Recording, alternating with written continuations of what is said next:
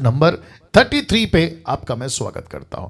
बेहद बेहद खुशी, बहुत ज्यादा उत्साहित, परमेश्वर के वचन को आप तक पहुंचाने के लिए पवित्र आत्मा ने मुझे आपके बीच में रखा है, और जिसके चलते मैं समझता हूं कि आप मुझे नहीं सुनते हैं, आप डैनियल राज को नहीं सुनते हैं, आप यीशु की आवाज हैं। जैसे मैंने कल कहा था, आप यीशु की आवाज हैं, आप यीशु को सुनते हैं, ठीक है ना। तो आप सभी को मैं वेलकम करता हूं जूम एंड यूट्यूब। ना बहुत ध्यान से सुनिएगा, आप सभी जानते हैं एक ऐसा विषय जिसको कहते हैं खरी शिक्षा, जिसको कहते हैं इंग्लिश में साउंड डॉक्ट्रिन, उसके ऊपर ही हम जो हैं लगातार, वो चाहे बुक ऑफ जेनेसिस हो, बुक ऑफ डैनियल हो, बुक ऑफ रेवलेशन हो, द मिनिस्ट्री ऑफ मोसेस हो, sons of God, daughters of man हो, या जिस किसी भी टॉपिक में मैंने अभी तक बात करी है, वो सब के पीछे आधार, फाउंडेशन एक ही है, और वह है खरी शिक्षा, खरी शिक्षा, खरी शिक्षा। आमीन। और उसी के चलते आपके बीच में एपिसोड नंबर 33, जो कि लिखा है ऊपर, MMB presents discipleship training equipping the universal church with sound doctrine. तो यहां से आगे बढ़ूंगा। तो सबसे पहले कुछ चीजें कल आखिरी में, समाप्ति में, मैं उसको थोड़ा स्पीड और थोड़ा जल्दी जल्दी बोल गया, बट उसके बाद मुझे ऐसा लगा कि कुछ स्लाइड्स आपको फिर से दिखाने हैं, ताकि कल के मैसेज से आप कनेक्ट हो सकें और फिर यहां से उसी कड़ी में आगे बढ़ सके। तो जूम के लोगों, आपसे रिक्वेस्ट है, आप लोग मेरे साथ में बने रहें। लिखा है फर्स्ट सेंचुरी के प्रचारक, जिसको मैंने स्पॉट किया है, जिसको मैंने अंडरलाइन किया है, आप देख सकते हैं। तो लिखा है फर्स्ट सेंचुरी के प्रचारक, जिसको कहते हैं हिंदी में पहली सदी के सुसमाचारक, प्रचारक, सेवक। किसका प्रचार करते थे? Question mark. किसका प्रचार करते थे? तो लिखा है नीचे में, देख लीजिए, यहां पे लिखा है किंग का और किंगडम का। वाह वापस आते हैं, लिखा है किंग का और किंगडम का। तो इसका मतलब है कि पतरस, यहां तक कि यीशु जी, उसके बाद आपके फिलिप, उसके बाद स्टीफन, उसके बाद पौलुस, यहां तक कि पौलुस के जितने भी डिसाइपल्स, वो चाहे तिमोथी हो, टाइटस हो, सिलास हो, बरनबास हो, या पहली सदी की कलीसिया, इन सभी को पता था कि हमको पृथ्वी पे यीशु का प्रचार करना है और उसके राज्य का प्रचार करना है। तो यीशु और उसका राज्य, आई होप आप लोग समझ रहे हैं, रिपीट करता हूं, यीशु और उसका राज्य। यीशु कौन है? दुल्हा। उसका राज्य क्या है? उसकी दुल्हन। यीशु कौन है? शेपर्ड। और उसकी किंगडम क्या है? उसकी शीप। यीशु कौन है? सर। उसका किंगडम कौन है? उसका देह। क्या बात है, ताली बजनी चाहिए थी। तो जिसके चलते यीशु का प्रचार और उसके किंगडम का प्रचार, जिसको कहते हैं, इस हफ्ते का टॉपिक है एक्लीसिया, जिसको कहते हैं इंग्लिश में चर्च, जिसको हिंदी में कहते हैं कलीसिया, इस विषय पे आपके बीच में बात करने जा रहा हूं। तो लिखा है पहली सदी की कलीसिया किसका प्रचार करती थी? तो इस दोनों का प्रचार करती थी। नाउ पास्टर डैनियल कैसे बोल सकते हैं? लीजिए, कुछ वचन रख रहा हूं। लिखा है the book of Acts chapter 8 verse 12, प्रेरितों की किताब 8:12। लिखा है परंतु जब उन्होंने फिलिप्पुस की प्रतीति की, किसकी? लिखा है फिलिप्पुस, इंग्लिश में फिलिप, उसकी प्रतीति की। किस चीज की प्रतीति? उसके प्रचार की। किसकी? उसके वचन की। किसकी? जो यीशु ने कहा था कल, उसने कहा था कि ये मेरा वचन सुनकर जो ऐसे हैं वे भी आएंगे। और फिलिप्पुस कहां प्रचार कर रहा है? सामरिया के गांव में। यीशु ने कहा जब पवित्र आत्मा आएगा, यहूदिया, यरूशलेम, यहूदिया, समरिया, पृथ्वी के छोर तक। तो फिलिप्पुस पहुंचा समरिया में और वहां प्रचार कर रहा है किसका? लिखा है परमेश्वर के राज्य का। वाह लिखा है परमेश्वर के राज्य का वह प्रचार कर रहा है। मैं फिर पूछना चाहूंगा, सबको मेरी आवाज ठीक से आ रही है? जी शुक्रिया। लिखा है परमेश्वर के राज्य का। दूसरा, यीशु के नाम का। तो लिखा है तब, माफ करें, परंतु जब उन्होंने फिलिप्पुस की प्रतीति की जो परमेश्वर के राज्य का और यीशु के नाम का सुसमाचार सुनाता था। तो लिखा है लोग, क्या पुरुष क्या स्त्री, सबने बपतिस्मा लिया। बपतिस्मा का मतलब है they gave their life to Jesus. बपतिस्मा का मतलब है संसार को छोड़ दिया। बपतिस्मा का मतलब है they dedicate their life to Jesus. बपतिस्मा का मतलब है उन्होंने कहा कि संसार को ना और यीशु को हाँ, संसार को ना और यीशु को हाँ। क्या बात है दोस्तों ना, बहुत ध्यान से सुनिए यूट्यूब के लोगों, आपसे भी बात करता रहूंगा। यीशु का राज्य, माफ करें, परमेश्वर का राज्य और यीशु के नाम का प्रचार, ये थी इनकी टॉपिक। ये होती थी फिलिप की टॉपिक, ये होती थी यीशु की टॉपिक, ये होती थी पतरस की, पौलुस की टॉपिक। क्या बात है ना। फिलिप परमेश्वर के राज्य का प्रचार करता था। पास्टर डैनियल, जब ओरिजिनल मैन्युस्क्रिप्ट लिखा गया था, जिसको कहते हैं यूनानी भाषा, ग्रीक में, तो क्या ऐसे कुछ लिखा है जिसको कहते हैं राज्य? आपके बीच में कल रखे थे। अब क्योंकि कल आखिरी था, समाप्ति पे था, मैंने उसको ठीक से नहीं रखा, बट आज रखना चाहूंगा। इसको मैंने जूम किया है, मैंने इसको हाईलाइट किया है। तो बीच का ये वही शब्द है जहां लिखा है concerning the kingdom of God, एक तरफ ये वाला, फिर उस तरफ आप देख सकते हैं इसने जीसस का and the name of Jesus Christ they were baptised man both and women. तो यीशु का राज्य, पर माफ करें, परमेश्वर का राज्य और यीशु के नाम का प्रचार, जिसके चलते आपको दिखा देता हूं जो अभी रखा था कि परमेश्वर का राज्य और यीशु के नाम का प्रचार। तो एक प्रीचर को 21st सेंचुरी में क्या क्या प्रचार करना है? यीशु का। दूसरा क्या प्रचार करना है? उसके राज्य का। क्या बात है। यीशु का प्रचार क्यों? क्योंकि उसका राज्य आने वाला है। यीशु का राज्य का राजा कौन है? यीशु है। तो बात तो खत्म हो गई ना भैया। यही तो किया था पतरस ने, यही तो किया था पौलुस ने, यही तो किया था पहली सदी में, और हमको भी यही करना है। परमेश्वर के राज्य का और यीशु के नाम का, ये दोनों साथ में चलेगा। मैंने आपको कल बता दिया था ना, ये आपको मैं बता चुका हूं सबूत के तौर पे। आइए देखते हैं कि पौलुस ने क्या किया। लिखा है जो उसके पास आते थे, किसके पास? पौलुस के पास। लिखा है उन सब से मिलता रहा, और बहुत अच्छा लग रहा है ये वाली लाइन। लिखा है बिना रोक टोक और बहुत निडर होकर। मैं आप सभी को आज व्हाट्सएप पे एक फोटो डाला था, आपने देखा होगा। अगर अपनी भेड़ को बचाना है तो हाथ में डंडा उठाना है, आप लोगों ने देखा होगा। You got the point. तो वापस कहता हूं, लिखा है पौलुस किसी के रोक टोक से नहीं डरता था, किसी की धमकी से नहीं डरता था। यूट्यूब वाला तुम भी सुन लो, किसी की धमकी से नहीं डरता था। वो चाहे पायलट हो, या वो हेरोदस हो, या फिर वो आपका महायाजक हो, या फिर उस वक्त का कोई भी तुर्रम खान, ये नहीं डरते थे। क्योंकि लिखा है बिना रोक टोक बहुत निडर होकर परमेश्वर के राज्य का प्रचार करता और यीशु मसीह की बातें सिखाता रहा।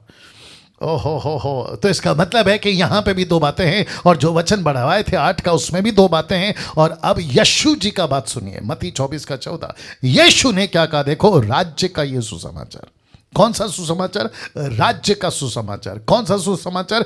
किंगडम, किंगडम, किंगडम का सुसमाचार। लिखा है सारे जगत में प्रचार किया जाएगा। तो इसका मतलब क्या है? यीशु ने देख लिया था डैनियल को, यीशु ने देख लिया था निर्जला जी आपको, यीशु ने देख लिया था पास्टर हवेल जी आपको, यीशु ने देख लिया था पास्टर सुलेमान, पास्टर सुरेश, और जितने भी है, आशा व्हीलर, एस्तर जी, और जितने भी हमारे साथ में जो काम कर रहे हैं मसीह बंधन के ये लेवल के लीडर्स, इन सभी को यीशु ने देख लिया था और कहा था कि सारे जगत में प्रचार होगा। क्योंकि पतरस भारत नहीं आया, आपका थोमा सिर्फ भारत आया, लेकिन उसके बाद वो भारत के अलग अलग देशों में नहीं घूमा। वो केरला पहुंचा होगा, वो मैड्रास पहुंचा होगा, आंध्र प्रदेश के बॉर्डर आते आते उसका कत्ल कर दिया, वो बात अलग है। लेकिन वो महाराष्ट्र कभी नहीं पहुंचा, वो पंजाब कभी नहीं पहुंचा, वो गुजरात कभी नहीं पहुंचा, वो नेपाल कभी नहीं पहुंचा, बाकी किसी भी दुनिया के कोने में बाकी चेले नहीं पहुंचे। लेकिन आप और मैं पहुंच रहे हैं, आप और मैं पहुंच रहे हैं दोस्तों, आप और मैं पहुंच रहे हैं। तो लिखा है कि यीशु का प्रचार, यीशु के राज्य का सुसमाचार सारे जगत में प्रचार किया जाएगा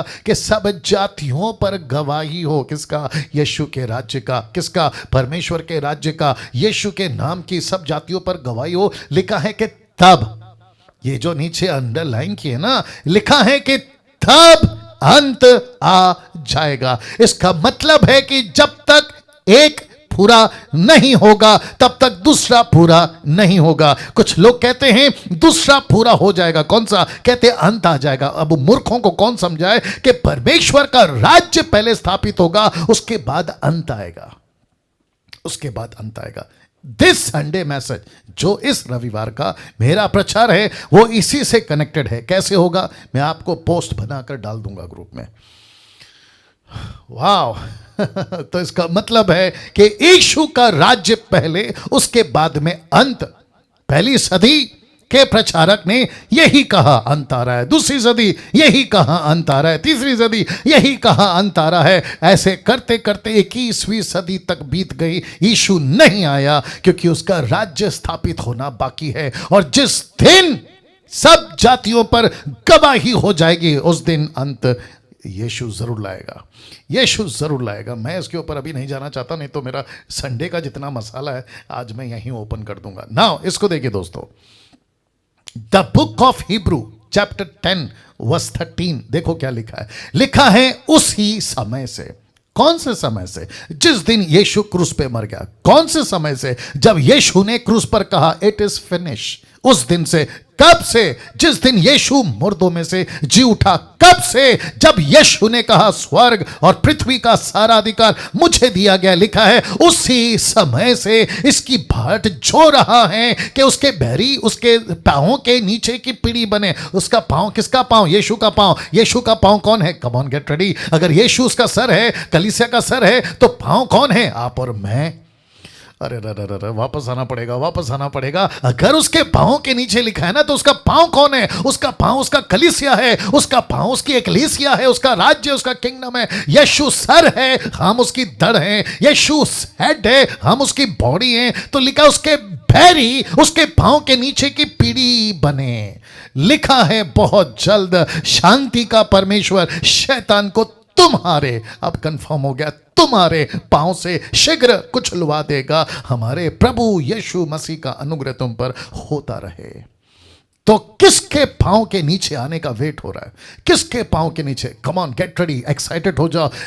आपकी जो स्पिरिट है ना वो आज आपको हिला देगी। ऐसी बातें आज आपके बीच में रखने जा रहा हूं। लिखा है कि उसके पांव के नीचे का वेट हो रहा है। शत्रु उसके पांव के नीचे आ जाए, वेट हो रहा है। शांति का परमेश्वर शैतान को तुम्हारे पांव से कुचलवा देगा, ऐसा उसका वेट हो रहा है। और लिखा है कि बहुत जल्द होगा। क्यों? जब तक ये नहीं होगा उसका राज्य का सुसमाचार, तब तक एंटी शो अप नहीं करेगा। एंटी क्राइस्ट को कोई रोक रहा है। पहला थिस्सलुनीके 2 अध्याय वचन 6-7 से आगे कहता है उसको कोई रोक रहा है। उसको कौन रोक रहा है? यही सुसमाचार रोक रहा है। एक रोकने वाली वस्तु है, उसको कौन रोक रहा है? यह पवित्र आत्मा का मिशन उसको रोक रहा है। और जिस दिन सुसमाचार का काम, जिस दिन उसके राज्य का सुसमाचार का काम पूरा होगा, शत्रु हमारे पांव के नीचे, शैतान आपके पांव के नीचे। और मैंने कल रखा था कि क्राइस्ट एंड चर्च, रिपीट करता हूं, Christ and church both are one, both are one. क्या गजब की बात है, ये दोनों एक ही है। यीशु सर है, आप और मैं उसकी देह, बॉडी।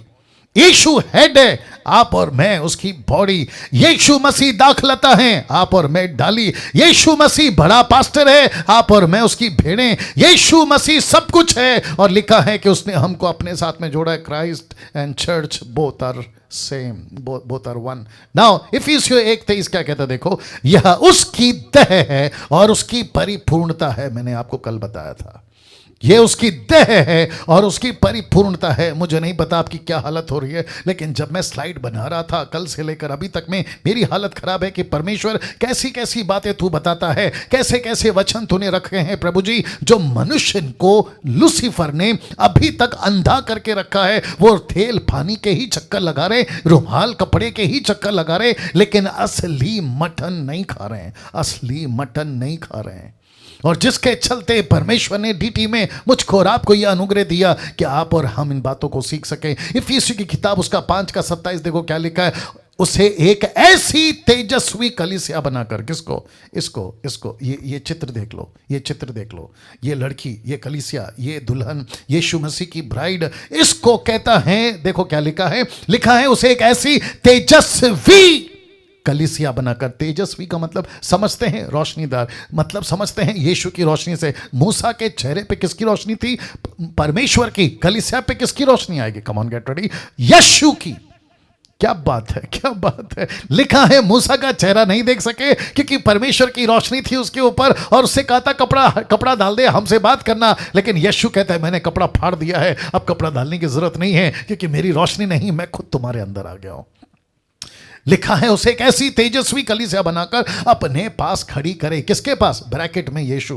फेस यूट्यूब वालों बड़े ध्यान से सुनिएगा, लिखा है अपने पास खड़ी करे। किसके पास? यीशु के पास। तो इसका मतलब है दुल्हन किसके पास खड़ी होनी चाहिए? यीशु के पास। यीशु कौन है? हमारा दुल्हा। हम कौन है? उसकी दुल्हन। तो Jesus Christ, get ready, get ready, get ready. लिखा है जिसमें ना कलंक, ना झुर्री, ना कोई ऐसी वस्तु हो, वरना पवित्र हो, निर्दोष हो। इसका मतलब है कि जितना पवित्र यीशु है कलीसिया होनी चाहिए, जितना यीशु मसीह साफ है उतना कलीसिया होनी चाहिए, जितना यीशु पावरफुल है उतनी कलीसिया पावरफुल होनी चाहिए। और जिसके चलते पौलुस कहता है कि मैं तुमको बता दूं कि तुम कौन हो, तुम यीशु की कलीसिया हो, तुम यीशु की कलीसिया हो, तुम यीशु की कलीसिया हो। Come on get ready. सुनो सुनो सुनो, इस बात पे ध्यान दीजिए। मुझे नहीं पता देवा देवा दीवा दीवा आप क्या लिख रही हैं, क्या पन्ना पलट रही हैं। आपका फोकस यहां होना चाहिए सिस्टर।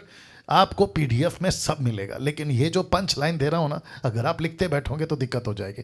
प्लीज, बहुत मेहनत के साथ आप लोग के पास आता हूं। वाह, लिसन लिसन लिसन। किस ओके, अलग तरीके से आता हूं। ऐसे सोचिए कि आप किसी कपल्स मतलब किसी मैरिज फंक्शन में गए, क्या कहते हैं उसको, शादी का पार्टी जिसको कहते हैं, अभी अभी शादी हुई है और आप वहां पर गए, रिसेप्शन, याद आ गया, रिसेप्शन। आपको कैसे लगेगा कि दूल्हा एकदम टिप टॉप मजबूत हाई फाई कपड़ा सूट बूट के साथ में, और उसकी दुल्हन फटे कपड़े, बदसूरत, मतलब बहुत गंदी, कैसा लगेगा? प्लीज बताइए। आप सबसे पहले जाते ही किसको पकड़ोगे? आप जाते ही उस दुल्हे को पकड़ोगे। तूने किसको खड़ा कर लिया बगल में? तूने किसको पास में खड़ा कर लिया? इसलिए पौलुस कहता है उसे कैसी तेजस्वी कलीसिया बनाकर। जरा शब्द पे ध्यान दीजिए। लिखा है अपने पास खड़ी करे, अपने साथ खड़ी करे। किसके? यीशु के पास खड़ी करे। कैसी कलीसिया? लिखा है ना कलंक हो, ना झुर्री हो, ना कोई वस्तु पवित्र वस्तु हो, वरना पवित्र हो और निर्दोष हो। इसका मतलब है, कम ऑन गेट रेडी, क्या करूं क्या करूं, सुनो सुनो सुनो सुनो। यीशु को कैसे बताऊं? तैयार हैं आप लोग? इसको ले लो, इसको ले लो। व्यवस्था कहती है कलीसिया को तू तब तक पवित्र नहीं है जब तक तू खुद कुछ नहीं करती। यीशु आकर कहता है कलीसिया तुझे कुछ नहीं करना है क्योंकि सब कुछ मैंने कर दिया है, तो मेरी पवित्रता में पवित्र है। See the difference. तो व्यवस्था अलग है और यीशु अलग है। इसलिए रोमियो की किताब 7 का 1 मैंने नहीं रखा, लिखा है जब तक पहला पति जिंदा है दूसरे से शादी नहीं कर सकती। अगर पहला पति मर जाए तो वो दूसरे से शादी कर सकती है। पौलुस का कनेक्शन, पौलुस का कॉन्टेक्स्ट, पौलुस की बातें यही थी। व्यवस्था पुराना पति, अनुग्रह नया पति। व्यवस्था पुराना आदम, अनुग्रह नया आदम। बीच में कौन है? आप और मैं। बीच में कौन है? कलीसिया। अब इसको सुनो, व्यवस्था ने कलीसिया को गरीब बना दिया, व्यवस्था ने कलीसिया को कर्जदार बना दिया, व्यवस्था ने कलीसिया को डरपोक बना दिया, व्यवस्था ने कलीसिया को वीक, कमजोर, पापी, सब कुछ बना दिया। लेकिन जब दूसरा दूल्हा आया, क्योंकि पहला पति मर गया, दूसरा पति आया, और जब दूसरा पति आया, बहुत ध्यान से सुनना, तो उसने ना सिर्फ कर्जे माफ किए, ना सिर्फ पवित्र किया, ना सिर्फ अपने आप को हमको दे दिया, बल्कि कहता है कि जितनी प्रॉपर्टी मेरी है ना, उतनी सारी प्रॉपर्टी तुम्हारी है। जो बाप ने मुझे दिया था ना, वो सब मैं तुम्हें दे रहा हूं। और उसी के चलते, बहुत ध्यान से सुनना, एक ऐसा कल्चर है जब लड़की शादी करती है तो उसके पति का नाम आता है और पिता का नाम चला जाता है। तो वो अंगूठी पहनती है, तो कोई सहेली पूछती है ये अंगूठी का मतलब क्या है, तो कहती मेरी शादी हो गई। तो इसका मतलब क्या है? कहते हैं जो पति का मेरा हो गया।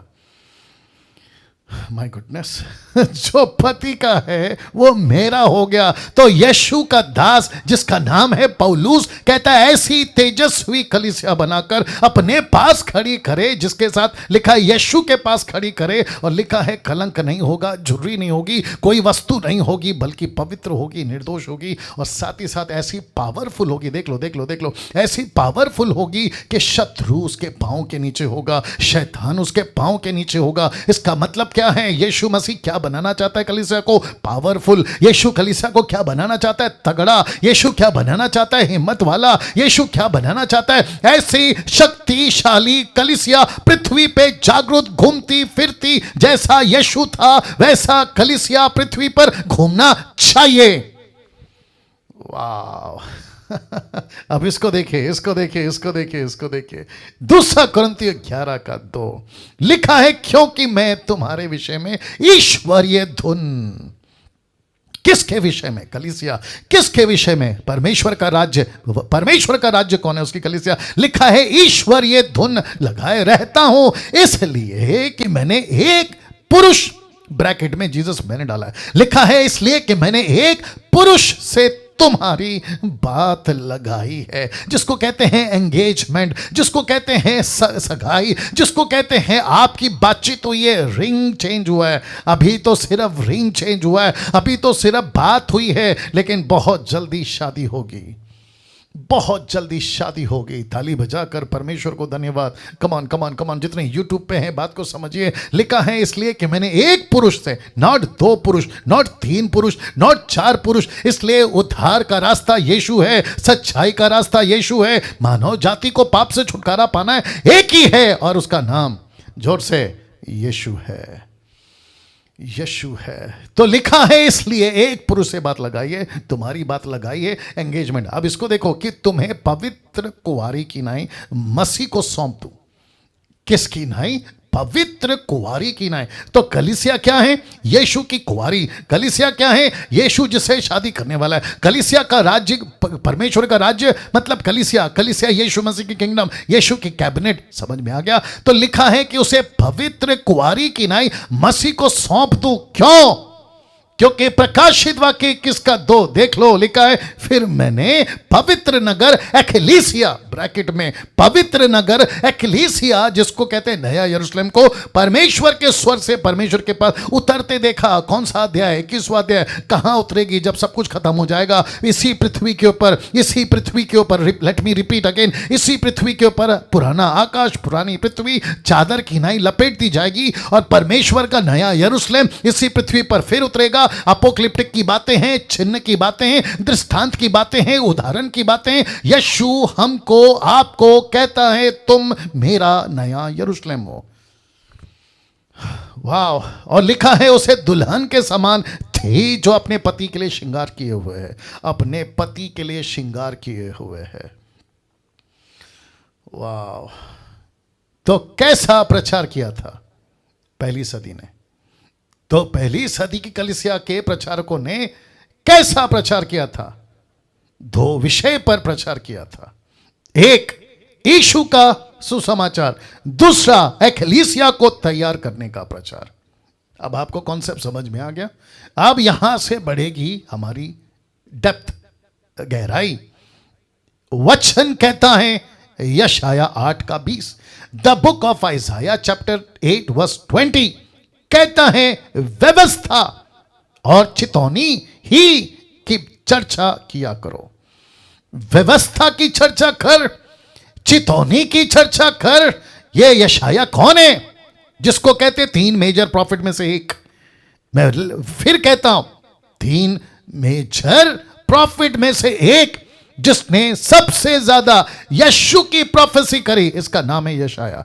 तो यशाया कहता है कि जिसका दुल्हा, उसकी दुल्हन, जो दुल्हन है वो एक राज्य है, और उस राज्य पे जो प्रचारक हैं उनको कहता है व्यवस्था की चर्चा कर, चितौनी की चर्चा कर। क्यों? यदि वे लोग इन वचनों के अनुसार नहीं बोलेंगे तो लिखा है उनके लिए पौना फटेगी। इंग्लिश में लिखा है light will not shine upon them. इसका मतलब है लाइट कौन है? यीशु। रोशनी कौन है? यीशु। जगत की रोशनी कौन है? यीशु। यीशु कहता है कि मैं नहीं आऊंगा उनके पास। दूसरे शब्दों में, ऐसी दुल्हन, ऐसी कलीसिया जो मेरी, जीसस क्राइस्ट, जो मेरी पत्नी बन सकती है, अगर व्यवस्था नहीं सिखाया, उनको वार्निंग नहीं दी, उनको तैयार नहीं किया, तो उनके लिए पौना फटेगी। जो प्रचारक हैं उनके लिए पौना फटेगी। इसका मतलब है हम सभी को यीशु की व्यवस्था और यीशु की चेतावनी, वार्निंग देते रहना है, देते रहना है, देते रहना है, सिखाते रहना है, सिखाते रहना है। यस और नो? यस और नो, यस और नो। नाउ एक छोटा सा एग्जांपल आ रहा है, अभी आ रहा है, दे देता हूं। आपको पता है भारत सरकार या किसी भी कंट्री की सिपाही या सोल्जर, जब वहां की गवर्नमेंट उसको बंदूक, कम ऑन गेट रेडी, उसको जब बंदूक उसके हाथ में देती है तो उसको क्या कहती है? रिलैक्स रहो या सतर्क रहो? कभी सोचा है आपके हाथ में क्या है? वो बंदूक में 6 गोली, आपके हाथ में देख लो फोटो, आपके हाथ में जो बाइबल है ना उसमें 66 गोली, उसमें 66 गोली। जब 6 गोली की बंदूक को देकर सरकार कहती है सतर्क रहो, होशियार रहो, जागते रहो, बॉर्डर पे घूम रहे हो, बैटल ग्राउंड पे घूम रहे हो, कॉफी नहीं पी सकते, लूडो नहीं खेल सकते, आप जो है ना पिकनिक नहीं जा सकते, आप ऐसा वाला यॉर्निंग नहीं कर सकते, आपको सतर्क रहना है, सतर्क रहना है, सतर्क रहना है। और ऐसा क्यों रहना है? क्योंकि चारों तरफ शत्रु है, चारों तरफ शत्रु है, चारों तरफ शत्रु है। राइट लोकेश भाई? वाह, सी दैट। एस्थर जी कैसा लग रहा है? Amazing, amazing. तो इसका मतलब है कि मुझे आप लोग क्यों सुनते हो, और जब से सुनते हो तो आपको क्या लगता है? पास्टर डैनियल, आपके मुंह से आशीष का प्रचार कम, चमत्कार का प्रचार कम, मोटिवेशनल की बातें कम, आप हमेशा सतर्क रहो, होशियार रहो, जागते रहो, ऐसा प्रचार क्यों करते हैं? भैया मैं नहीं कर रहा हूं, मुझसे कोई करवा रहा है। मेरे से कौन करवा रहा है? अभी मैं रखूंगा जो मेरे अंदर पवित्र आत्मा है। हम कैसे बोल सकते हैं यशाया 1:7, यशाया 1:4-5 याद करें, याद रखें। आइज़ाया 1:4-5, चैप्टर 1:4-5 लिखा है, ऊपर से लेके नीचे तक तुमको घाव है, ऊपर से लेके नीचे तक तुमको चोट है, ऊपर से लेके नाखून के पैर के नाखून तक कुछ भी ठीक नहीं है। तो मैं तुमको शक्कर कैसे खिला सकता हूँ? मैं तुमको मीठा कैसे खिला सकता हूँ? तुमको तो इलाज की ज़रूरत है, तुमको तो दवाई की ज़रूरत है, तुमको तो इंजेक्शन की ज़रूरत है, तुमको तो काढ़ा की ज़रूरत है। और ये ना बात समझ में, ऐसे मरीज हैं और ऊपर से कहते हैं कि हमको डॉक्टर अच्छा नहीं मिला, हद हो गई। कहते हैं हमको प्रचारक अच्छा नहीं मिला, हद हो गई। बोला कौन सा डॉक्टर मिला, कौन सा प्रचारक मिला? बोला वही जो हमेशा काढ़ा खिलाता है, वही जो हमेशा दवाई खिलाता है, इंजेक्शन लगाता है। अब उसको कौन समझाए? तो ऊपर से लेके नीचे तक तेरे को बीमारी है बेटा, पहला बीमार से ठीक हो जा। वाह, कैसा लग रहा है दोस्तों? अब इसको देखिए, दूसरा कुरिन्थियों 11:2-3 देखिए क्या लिखा है। लिखा है क्योंकि मैं तुम्हारे विषय में ईश्वरीय धुन लगाए रहता हूं। क्यों सतर्क रहना है? क्यों चेतावनी की बातें करना है? रख रहा हूं तो ईश्वरीय धुन लगाए रहता हूं। लिखा है इसलिए कि मैंने एक पुरुष से तुम्हारी बात लगाई है कि तुम्हें पवित्र कुंवारी की नहीं सौंप दूं।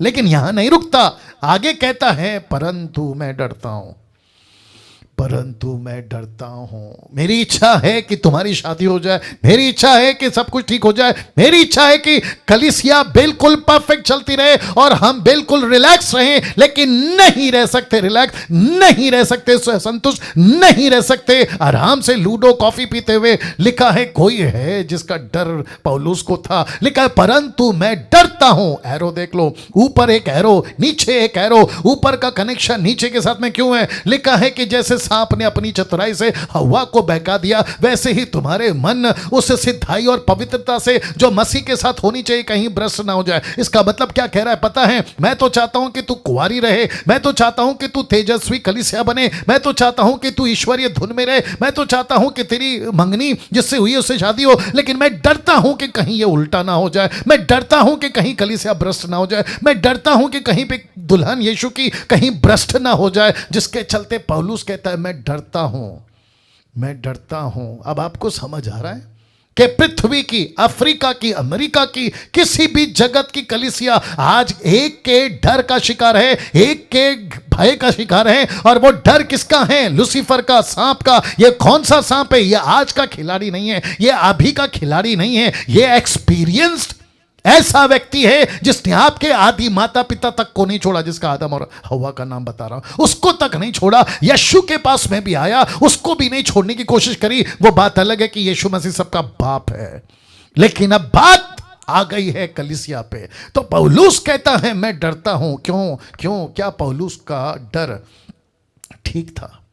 क्या पौलुस का ये डर ठीक था? जवाब है yes, yes, yes, yes, yes. अब सुनो, जितने पास्टर्स मुझे देख रहे हैं, आपको आपके चर्च का डर होना चाहिए।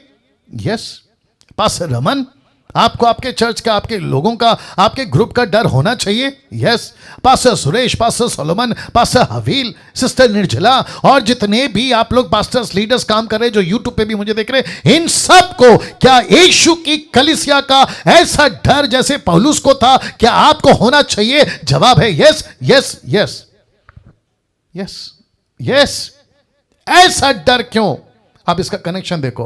ऐसा डर इसलिए, मत्ती 15:13, मैथ्यू 15:13 क्या कहता है देखो, लिखा है उसने उत्तर दिया, किसने? यीशु ने, ब्रैकेट में लिखा है उसने उत्तर दिया, हर पौधा, मैनी लीडर्स, हर पौधा मतलब बड़े कई लीडर्स, मैनी लीडर्स, बहुत सारे अगुवे, लिखा है हर पौधा, बहुत ध्यान से सुनना, जो मेरे स्वर्गीय पिता ने नहीं लगाया। क्यों? क्योंकि ये लोग कौन हैं जो नहीं लगाए? ये शैतान के लीडर्स हैं। लिखा है उखाड़ दूंगा, लिखा है अपरूट कर दूंगा, लिखा है मैं उसको प्लग कर दूंगा, आउट कर दूंगा, लिखा है कि मैं उसको अपने खेत से, अपनी स्वर्ग से, अपने पुस्तक से उसका नाम निकाल दूंगा, from the body of Christ, उखाड़ दूंगा। तो हर पौधा, ऐसा लीडर जो मेरे स्वर्गीय पिता ने नहीं लगाया, तो फिर किसने लगाया? शैतान ने लगाया। लिखा है उसका लीडर कहां लगाया? कलीसिया में। इसका मतलब है पौलुस कहता है मैं डरता हूं। अब कनेक्शन लीजिए, आ गई बात समझ में? वाह देखिए देखिए देखिए, सोचो जरा, एक सेकंड दीजिए। Wonderful Jesus. यूट्यूब के लोगों, बात आ रही है ना समझ में? ये है एंगल, इसका डर का कारण यहां है। तो यीशु अपनी पुस्तक में, यीशु अपनी स्टेटमेंट में मत्ती 15:13 में ये कह गए कि वो हर पौधा, जिसको कहते हैं मैनी लीडर्स, बहुत सारे अगुवे, हर पौधा मेरे पिता ने नहीं लगाया। किसने लगाया? शैतान ने, जिसको कहते हैं शैतान का लीडर। मैं उसको उखाड़ दूंगा। शब्द समझते हैं? मैं उसको उखाड़ दूंगा। दूसरे शब्दों में, मेरी कलीसिया में ऐसा किसी प्रकार का लीडर आकर अपना पेड़ नहीं लगाएगा, नहीं लगाएगा, मैं उखाड़ दूंगा। कैसे उखाड़ेंगे पास्टर डैनियल? लिखा है वचन को सुनाने वाला कैसा है? वचन को सुनाने वाला कैसा है? दूसरे शब्दों में, कैसा है ये जानना बहुत जरूरी है। आप वचन जो सुनाते हैं ना, किसको? मसीह की देह को। वचन कौन सुना रहा है? कैसा सुना रहा है? तो वचन सुनाने वाला कैसा है, कैसा है, ये जानना बहुत जरूरी है। क्योंकि आज मसीह मार्केट में देख लीजिए, उखाड़े हुए पौधे बहुत घूम रहे हैं। माय गुडनेस, आपने पॉइंट समझा? मसीह मार्केट में, मसीह की देह में उखाड़े हुए पौधे, जिसको परमेश्वर ने ऑलरेडी उखाड़ दिया है, वो क्या बनकर घूम रहे हैं? कलीसिया के अगुवे, कलीसिया के पास्टर, कलीसिया के बिशप, एवेंजलिस्ट, पोस्टल, क्या कहते हैं, दुनिया भर की टाइटल लगाकर घूम रहे हैं। कहां? मसीह मार्केट में, जिनको प्रभु कहता है मैं उखाड़ दूंगा। तो ये उखाड़े हुए पौधे, इसलिए लिखा है वचन को सुनाने वाला कैसा है, कैसा है, ये जानना बहुत जरूरी है कि वो क्या प्रचार कर रहा है, कैसे प्रचार कर रहा है, आप कैसे सुनते हो। क्योंकि आज मसीह मार्केट में उखाड़े हुए पौधे बहुत घूम रहे हैं। कभी ऐसा भी सोचा था निर्जला जी, कभी ऐसा भी सोचा था आशा जी, कभी ऐसा सोचा था रमन साहब और जितने बाकी लोग हैं, कभी ऐसा सोचा था कि मसीह मार्केट में उखाड़े हुए पौधे बहुत घूम रहे हैं। अब आपको बता दूं कि यीशु ने क्या कहा था, जरा देखिएगा, जो मैंने कल रखा था बट आपको अलग तरीके से वापस रख रहा हूं। लिखा है मेरी और भी भेड़ें हैं पूरी दुनिया में, जो इस भेड़शाला की नहीं है, मुझे उनका भी लाना अवश्य है। अब ब्रैकेट में देख लो, कैसे याद आ गया, कैसे। अब यीशु क्या कहता देखो, कहते हैं वो मेरा शब्द सुनेगी। किसका शब्द? यीशु का शब्द। किसके द्वारा? आपके द्वारा। तो ये कौन सा पौधा है? ये कौन सा पौधा है? उखाड़ा हुआ या परमेश्वर का पौधा है? ये किसका पौधा है? ऑफ कोर्स ये परमेश्वर का पौधा है, जिसको परमेश्वर, यीशु कहता है मत्ती 15:13 में, जिसको परमेश्वर ने नहीं लगाया उसको तो वो उखाड़ देगा। अब जरा उल्टा करते हैं, लेकिन जिसको उसने लगाया है, कोई माई के लाल उखाड़ नहीं सकता। अब आ रही है ना बात समझ में। दूसरे शब्दों में वो मेरा शब्द सुनेंगी आपके द्वारा खरी शिक्षा। फिर लिखा है तब एक ही झुंड यूनिवर्सल चर्च, और लिखा एक ही छरवा यानी कि यीशु मसीह आपका और मेरा पास्टर होगा। तो इसका मतलब है कि आप कौन से पेड़ हैं, आप कौन से पौधे हैं? आप छोटे हैं, बड़े हैं, पतले हैं, मोटे हैं, काले हैं, गोरे हैं, अमीर हैं, गरीब हैं, पढ़े लिखे, अनपढ़ हैं, आप क्या हैं? आप यीशु के पौधे हैं। तो जो यीशु का पौधा है उसको पानी कौन देगा? यीशु। उसको खाद कौन देगा? यीशु। उसका देखभाल कौन करेगा? यीशु। उसको ताकत कौन देगा? यीशु। डैनियल राज 5वीं क्लास 3 बार फेल। एस्तर जी माफ करो, फिर से बोलना पड़ रहा है। डैनियल राज 5वीं क्लास 3 बार फेल। ये पौधे को पानी कौन दे रहा था 28 साल से, और खास करके अब ये 5-6 साल से? यीशु। मुझे ये ज्ञान कौन दे रहा है? यीशु। ऐसी बातें कौन दे रहा है? यीशु। ऐसी बातें मैं क्यों कर पा रहा हूं? यीशु। तो यीशु कहता है कि डैनियल तू मेरी आवाज बन जा, तू मेरा पौधा बन जा, मैं तुझे देखूंगा कि तुझे कौन उखाड़ सकता है। मैं वापस कहता हूं, जितनों को मेरे से तकलीफ है, जितनों को मेरी वीडियो से तकलीफ है, जिनको मेरी शक्ल से तकलीफ है, बेटा तैयार हो जा। उठते बैठते मैं ही दिखूंगा, आते जाते मैं ही दिखूंगा। मेरी चर्चा तो इतना थक जाएगा ना, मेरे को देख देख के, मेरी बातें सुन सुन के परेशान होकर हाथ जोड़ लेगा कि भाई बस करो। यीशु ने यही किया। किसके साथ में? जोसेफ के साथ में। 11 भाइयों ने क्या कहा था? इसकी शक्ल नहीं देखनी। 11 भाइयों ने क्या कहा था? इसकी आवाज नहीं सुननी। लेकिन परमेश्वर ने ऐसा किया, उसी की शक्ल दिखाई, उसी की आवाज सुनाई। तो यूट्यूब वालों और खास करके तू माइकल, तेरे को तो ज्यादा प्रभु सुनाएगा। वाह। लिखा है तू मेरी आवाज सुनेगा, लिखा मेरा शब्द सुनेगी, कलीसिया मेरा शब्द सुनेगी। अब इसको देखो 17-20 क्या कहता है? मैं केवल उन्हीं के लिए विनती नहीं करता, परंतु उनके लिए भी जो इनके वचन के द्वारा मुझ पर विश्वास करेंगे। लिखा है खरी शिक्षा। तो कौन सा वचन? इनके वचन। इनके वचन किसके? पतरस के। तब उसके बाद फिलिप, उसके बाद एंड्रू, उसके बाद पॉल, टाइटस, तिमोती, ये सब के बाद फिर अभी कौन? आप और मैं। तो यीशु कहता है जो इनके वचन के द्वारा। तो इसका मतलब है कौन सा वचन है ये कौन सा पौधा है? यीशु का लगाया हुआ। ये कौन सा पौधा है? परमेश्वर का लगा हुआ। तो इसका मतलब है, कम ऑन गेट रेडी, मसीह मंथन कौन सा पौधा है?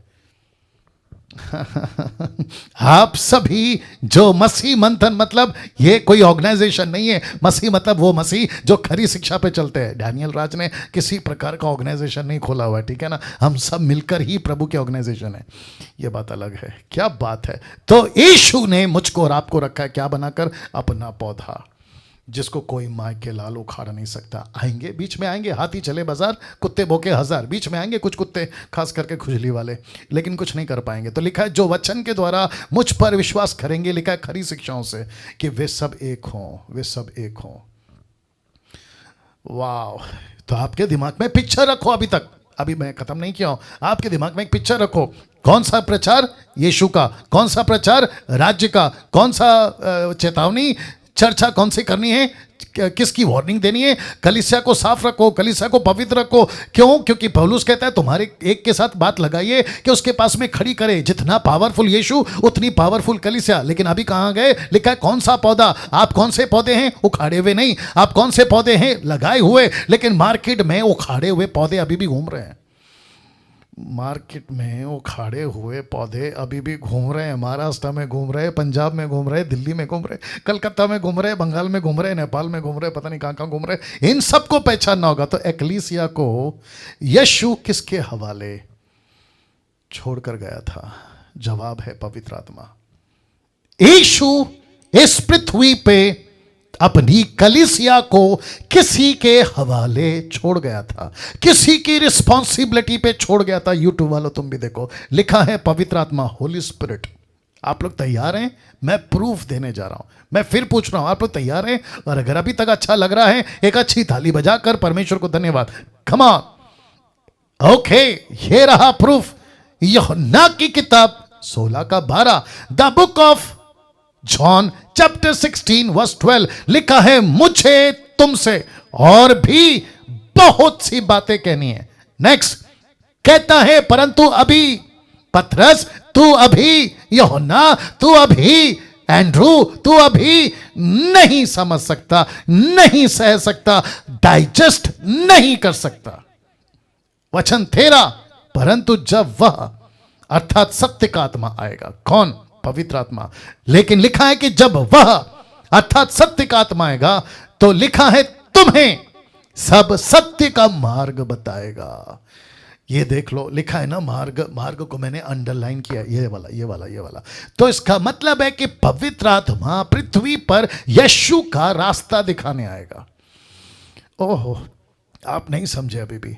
इस पृथ्वी पर पवित्र आत्मा नीचे पटकने नहीं आएगा, आपको तेल पानी फूंक मारने के लिए नहीं आएगा, आपको नीचे जमीन पे लोटपोट करने नहीं आएगा, आपको पवित्र आत्मा आ गया हंसो हा हा हा ऐसा करने नहीं आएगा। लिखा है पवित्र आत्मा तुम्हें सत्य का मार्ग बताने आएगा। जल्दी पूछो क्यों, वहीं से पूछ लो क्यों, क्योंकि लिखा है उखाड़े पेड़ घूम रहे हैं, उखाड़े पेड़ घूम रहे हैं, उखाड़े पौधे घूम रहे हैं, ऐसे टीचर घूम रहे हैं, ऐसे लूसीफर के टीचर घूम रहे हैं। तो कंफ्यूजन आ सकती है, मतभेद हो सकता है, लाखों की डिनोमिनेशन तैयार हो सकती है। अभी 21वीं सदी में तो बेड़ा गर्क है। अगर यीशु और 500-600 साल तक अगर नहीं आया तो सोच के देखिए मसीह मंथन वालों, ये लूसीफर और उसके उखाड़े पौधे इस कलीसिया का कैसे तितर बितर कर देंगे।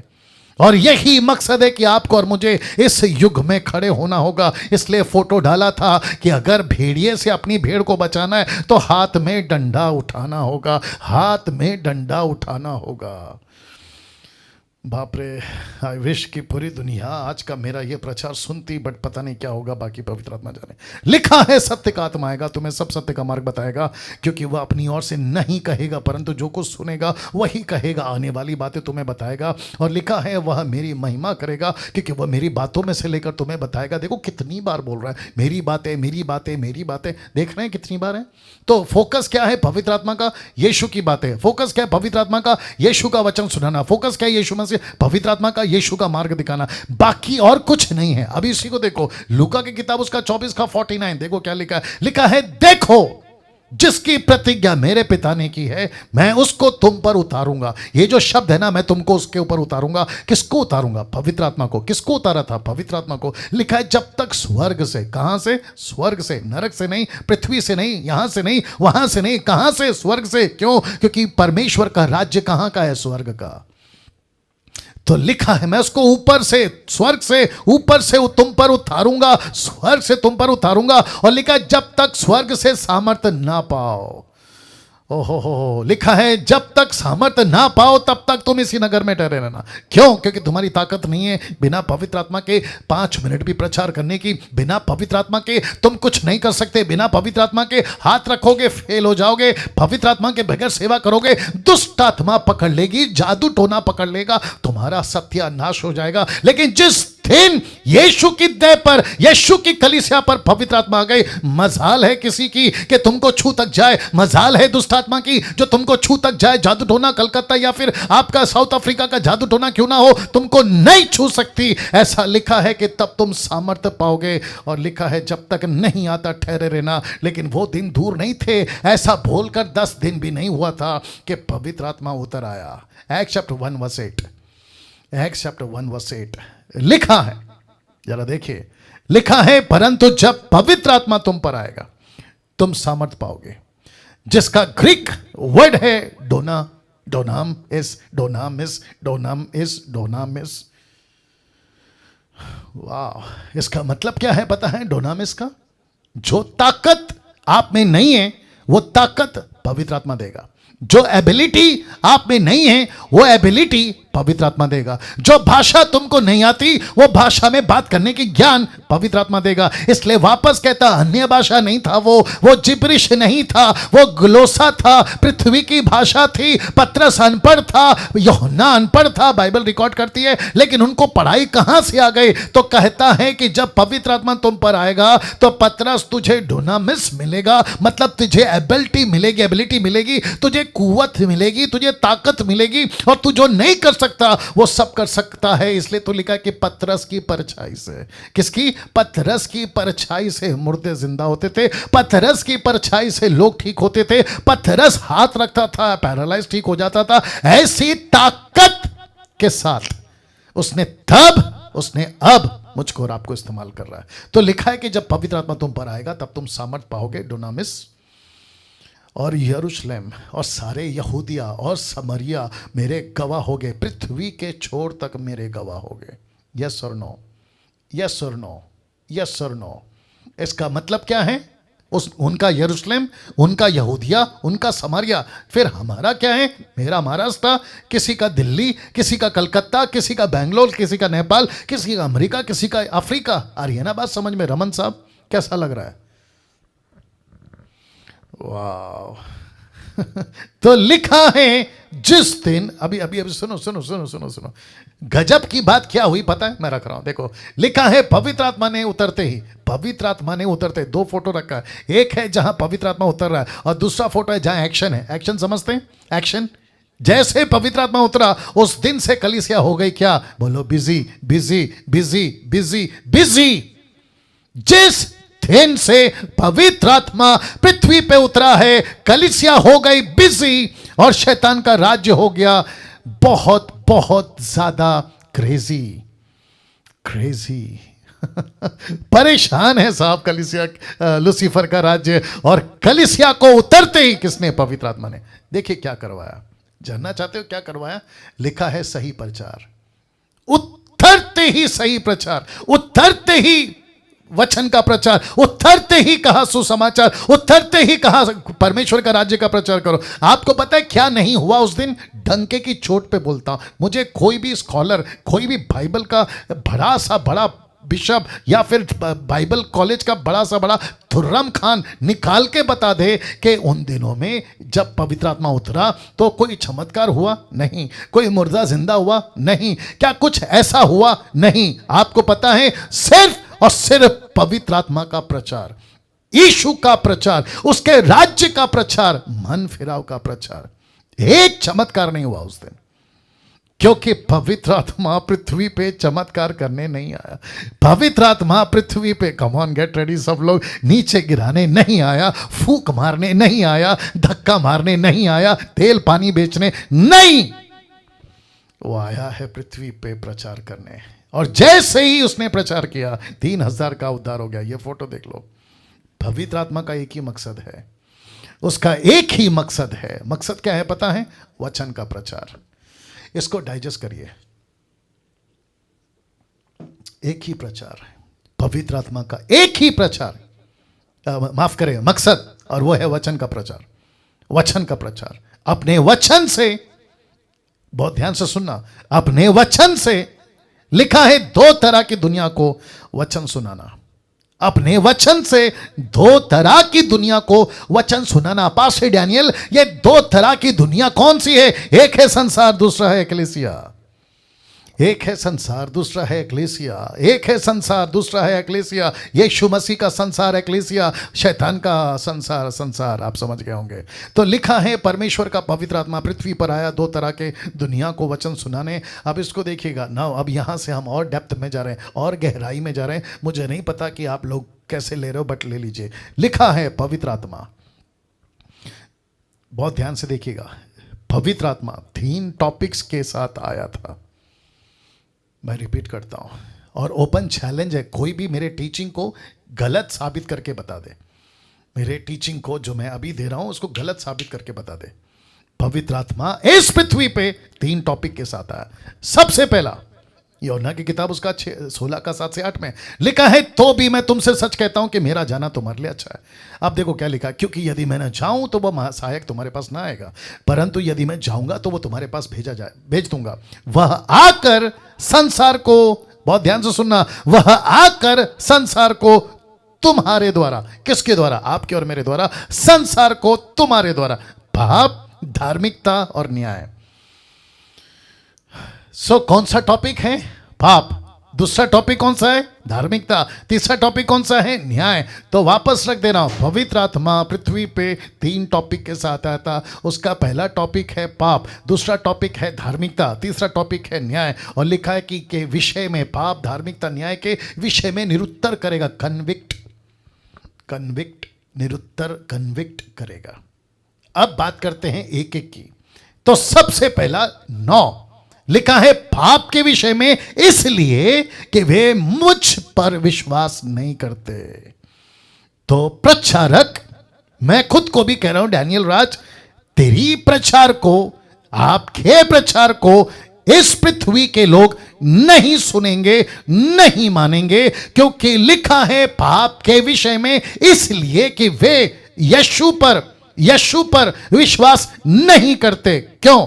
जवाब देखिए, क्योंकि पाप बहुत बढ़ जाएगा, लोग सांसारिक ज्यादा हो जाएंगे, एंटरटेनमेंट ज्यादा हो जाएगा, संसार की बातें ज्यादा हो जाएगी। और ऐसे युग में निर्जला जी, मैं आप जितने भी प्रीचर्स हैं, आप जब हम यीशु का सुसमाचार लेकर जाएंगे तो क्या ये मुझ पर आप पर विश्वास करेंगे? नहीं करेंगे। तो पवित्र आत्मा क्या कहता है? ओके, मैं आऊंगा और मैं जब पृथ्वी पर आऊंगा तो 3 टॉपिक के साथ आऊंगा और मैं उनको कन्विक्ट करूंगा। सबसे पहला क्या करूंगा? कन्विक्ट करूंगा। कन्विक्ट का मतलब क्या पता है? जब इनका न्याय हो रहा होगा ना, तो डैनियल तुझे खड़ा करूंगा। जब इसका अनिल का, सुनील का, राकेश का, मुकेश का, सलमान का, सलीम का, माफ करना किसी का अगर नाम है, मैं एग्जाम्पल के तौर पर ले रहा हूं, इन सबको जिसने मेरा सुसमाचार यूट्यूब वालों नहीं सुना, तो डैनियल तुझे सामने खड़ा करूंगा। निर्जला तुझे सामने खड़ा करूंगा। इस तरह आशा, रमन साहब, सुनील, सोलोमन, मैं तुझे खड़ा करूंगा और इनको बताऊंगा कि मैंने पाप के प्रति तुमको कन्विक्ट करवाया था। ओहो हो, मैंने पाप के प्रति तुमको कन्विक्ट करवाया था। बोला कब? बोला मुंबई में। बोला कहां? बोला महाराष्ट्र में, नेपाल में, अरे इधर कभी उधर। इसलिए एस्थर जी वापस कहता हूं, यीशु का प्रचार करने के लिए किसी के बाप से नहीं डरना है। मुझे लगा आप लोग ताली बजाओगे। किसी के बाप से नहीं डरना है। तो पाप के प्रति निरुत्तर क्यों करेगा? क्योंकि पाप बहुत बढ़ जाएगा। अभी तो कुछ नहीं है, अभी तो कुछ नहीं है। यीशु ने कहा सदोम और गमोरा, जैसा पाप वहां था ना वैसा फिर आएगा। जैसे नूह के दिन में था ना वैसे फिर आएगा। भयंकर मतलब भयंकर। तो ऐसे टाइम पे अब आप सोचिए, हम लोग कौन है? हम लोग कौन है? देख लो, हम लोग कौन है? हम हैं पौधे। कौन से पौधे? जिसको नहीं उखाड़ा है। किसने नहीं उखाड़ सकता? शैतान। लेकिन हम कौन से पौधे? यीशु के लगाए हुए। तो ऐसे पौधे हैं, जब हम यीशु की कलीसिया को, यीशु के लोगों को, 2 तरह की दुनिया को, संसार को और कलीसिया को पाप के प्रति कन्विक्ट करेंगे। पाप के प्रति कन्विक्ट करेंगे। एक मूर्ख सा आदमी यूट्यूब पे कहता है कि डैनियल राज पाप के ऊपर प्रचार करता है, लिमिट होना चाहिए, ऐसा होना चाहिए, वैसा होना चाहिए। अब आपको पता लग गया होगा कि ये कौन सा पौधा है। अब इसको देखिए, इसलिए प्रचारकों से पवित्रता का प्रचार ज्यादा करवाएगा। पवित्रता का प्रचार। दूसरे शब्दों में, हम प्रचारक कैसे होंगे? पाप के प्रति, पाप के विरोध में, पाप को बर्दाश्त न करने वाले। वो चाहे बाहर हो, आगे बोल दीजिए, कौन सी दुनिया? 2 दुनिया। एक कौन सी दुनिया? संसार। दूसरी कौन सी दुनिया? कलीसिया। इसलिए हम जैसों को रखा है, मुझ जैसे 10 टक्काओं को रखा है, ताकि कलीसिया की गंदगी साफ करते रहें।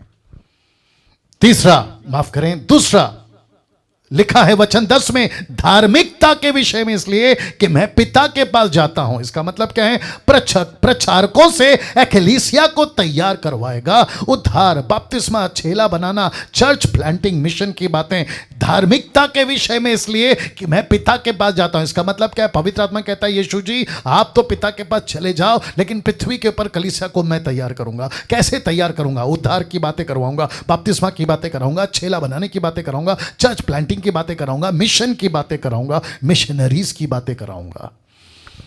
तीसरा, न्याय के विषय में, इसलिए कि संसार का सरदार दोषी ठहराया गया। इसको कहते हैं प्रचारकों से नरक का, स्वर्ग का, न्याय का, आग की झील का, इन सब का प्रचार करवाऊंगा। किससे? आपसे और मुझसे। इसका मतलब क्या है? कि शैतान जो है ना, वो दोषी ठहराया गया है। दूसरे शब्दों में पवित्र आत्मा कहता है, करो प्रचार नरक का, करो प्रचार स्वर्ग का, बताओ सबको न्याय होगा, बताओ एक आग की झील है, जाकर कहो कि इन सब का प्रचार तुमको करना होगा, ताकि शैतान दोषी ठहरेगा और सारे पापी लोगों का क्या होगा। ऐसी बातों को, ये जो 3 टॉपिक लेकर आया, एक है पाप, दूसरा धार्मिकता, तीसरा न्याय।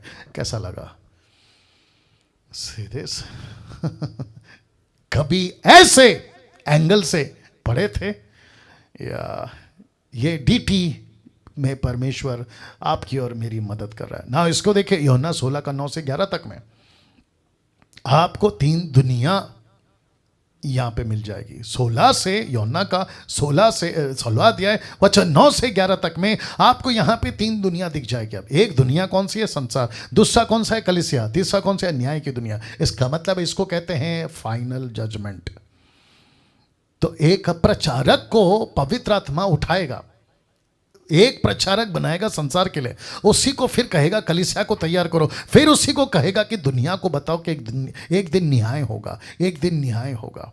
तो इसका मतलब है संसार, कलीसिया, न्याय की दुनिया। वाह! संसार और न्याय के बीच, बहुत ध्यान से देखना, लिखा है संसार और न्याय के बीच खड़ी है। जरा देख लो, यीशु की कलीसिया। किसके बीच खड़ी है? यीशु की कलीसिया। कौन सी कलीसिया? उसका किंगडम। कौन सा कलीसिया? उसका कैबिनेट। और लिखा है जिसमें यीशु ने अपने पौधे लगाए हैं। कौन से पौधे? खरी शिक्षाओं के प्रचारक के पौधे। My goodness, my goodness, my goodness. आप लोग कैसे ले रहे हो मुझे नहीं मालूम। पवित्र आत्मा आपकी मदद करे। आपको यीशु ने संसार और न्याय के बीच की दुनिया में खड़ा किया है। और कैसे पौधे हैं आप लोग? वो पौधे हैं जो सही शिक्षाओं के पौधे हैं आप लोग। मैं फिर कहता हूं, मेरा फोकस जब से मसीह मंथन स्टार्ट किए हैं, अब से और जब तक मैं जिंदा हूं, एक ही फोकस है, sound doctrine, sound doctrine, sound doctrine. खरी शिक्षा, खरी शिक्षा, खरी शिक्षा। अब इसको देखिए, अब यहां से एक और लेवल नीचे, मतलब डेप्थ में आपको ये देखकर लगता होगा ये कलीसिया है। ऑफ कोर्स कलीसिया है। ये क्या है? जीसस का किंगडम। ये क्या है? एक्लीसिया। ये क्या है? जिसके चलते यीशु ने कहा जाओ पृथ्वी में फैल जाओ। अब क्योंकि आपको ये चित्र दिखाकर इससे पता चलता है कि ये चर्च है, इसलिए फोटो का सहारा लिया। तो मैं सबको पूछूंगा, क्या आप लोग और गहराई में जाने के लिए तैयार हैं? ओके, ये फोटो देख लो। और साथ ही साथ आप इसको देख लो, प्रेरितों की किताब उसका 20 का 29, the book of act chapter 20 verse 29। जानते हो क्या लिखा है? लिखा है, पौलुस कहता है मैं जानता हूं कि मेरे जाने के बाद, लिखा है, फाड़ने वाले भेड़िए तो में आएंगे जो झुंड को नहीं छोड़ेंगे। मैंने झुंड को ग्रीन में हाईलाइट किया है, ठीक है ना, और भेड़िए को ब्लैक में हाईलाइट किया है। इसका मतलब क्या है? ये भेड़िया कौन है? मैं वापस रख रहा हूं, ये भेड़िया कौन है? ओके, मैं सबको पूछ रहा हूं, ये लिटरली भेड़िया है या फिर किसी का नकल, मतलब किसी का मास्क, मतलब किसी कोई बहरूपिया? ये क्या है? ये बहरूपिया है। ये क्या है? ये किसी का मास्क है। ये क्या है? ये किसी की परछाई है। और आपको पता है ये कहां घुस रहा है? ये भेड़िया घुस रहा है झुंड में। ओहो हो। आशा जी जरा ध्यान दीजिए, रमन साहब जरा ध्यान दीजिए। लिखा है ये भेड़िया घुस रहा है झुंड में। ये किसकी स्टेटमेंट है? पौलुस की। यीशु ने भी कहा था मत्ती 7 के 12 से आगे, यीशु कहता है भेड़िया आएगा, भेड़िया आएगा। ये भेड़िया कौन है? मैं आपको बता दूं, ये ऐसा नहीं आएगा जैसे आपको फोटो में दिख रहा है। अगर ऐसा आएगा ना अस्तर जी, हम तो इसको कब का डंडे से मार के भगा देंगे। लेकिन ये कैसे आएगा पता है? जरा नाराज नहीं होना, या आपको बुरा नहीं लगना चाहिए। ये आपको पता है कैसे आएगा? जिसको आप लोग फॉलो करते हैं ना, बड़े बड़े सेवक, सो कॉल्ड, ये वो, वाह। आगे आप समझदार हैं। ये ऐसे आएगा सूट बूट में, ये ऐसे आएगा, इसके हाथ में बाइबल होगी, इसके हाथ में ऐसा पावर होगा कि ठपाक ठपाक ठपाक ठपाक, आप समझ गए? ठपाक ठपाक, ये ऐसा होगा।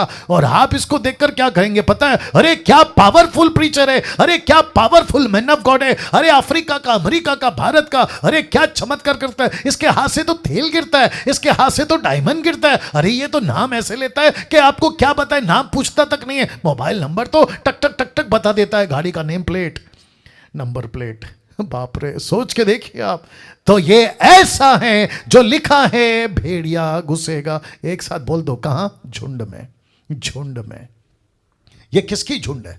ये यीशु की झुंड है। ये कौन सी झुंड है? जिसको यीशु ने कहा कि मैंने अपनी, जीसस क्राइस्ट, मैंने अपनी दुल्हन के लिए तैयार किया है, जिसको मैंने अपने लिए तैयार किया है। ऐसी झुंड में ये घुसेगा और मेरी कलीसिया को भ्रष्ट कर देगा। जैसे पौलुस ने कहा, मैं डरता हूं कि कहीं सांप, जैसे हवा को फंसाया था, कहीं वो इनको ना बहका दे। अब आ रही है ना बात समझ में?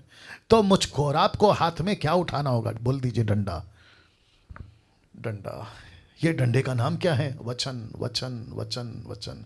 पौलुस कहता है हमारी लड़ाई हड्डी मांस से नहीं है, मतलब इंसानों से नहीं है। हमारी लड़ाई किससे? हमारी लड़ाई है अंधकार की ताकतों से। अंधकार की ताकतें किससे लड़ती है? डरती है। एक ही वेपन, वेपन का नाम क्या है? वचन, वचन, वचन। That's it. क्या बात है। तो लिखा है ये भेड़िया घुसेगा चर्च में, घुसेगा झुंड में, घुसेगा नम्र बनकर, घुसेगा चमत्कार के नाम से, घुसेगा आशीष के रूप में, घुसेगा क्या क्या बोलकर, अरे तुम्हारे साथ प्रभु है, अलाना है, फलाना है। और जीसस क्राइस्ट इसको इतनी जल्दी एक्सेप्ट कर लेंगे ना, ऑलरेडी कर चुके हैं। करेंगे क्या? ऑलरेडी कर चुके हैं, ऑलरेडी कर चुके हैं। अब इसको देखो, लिखा है गलत शिक्षाएं इस एकलीसिया में लाएगा। आपको प्रूफ देता हूं।